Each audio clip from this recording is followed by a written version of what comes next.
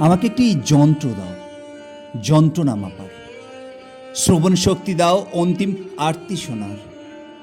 একটি শক্তিশালী দূরবীন দাও, যন্ত্রণাকাতর অসহায় মুখটা দেখার। আমাকে একটু চৈতন্য দাও, শেষ জীবন শক্তি দিয়ে বাঁচতে চাওয়ার অদম্য লড়াইটা মর্মে মর্মে অনুভব করো। হে জগতের ঈশ্বর, আমার মুখে দুটো শব্দ দাও, প্রতিবাদে ফেটে পড়া। আমার দুপায়ে শক্তি দাও, প্রতিরোধে অটল থাকার। বাহুতে দৃঢ়তা দাও, পাশবিকতাকে গুড়িয়ে দেওয়ার। মৃত্যুদণ্ড তো অনেক হলো, হবে আবারও। এর বেশি কিছু থাকলে তাও হোক। তবু কামদনি থেকে হাথরস, হাথরস থেকে মণিপুর, মণিপুর থেকে আরজিকর। কেন কেন বারবার এমনটা ঘটে? এর শেষ কোথায়?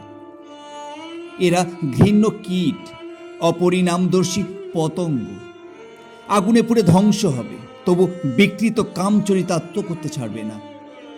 তাই কেবল দুদিন মোমবাতির মিছিল, কেবল কয়েকটি আগুনে কবিতা, অথবা নির্মম মৃত্যুদণ্ড, কোনোটাই কি এর শেষ সমাধান?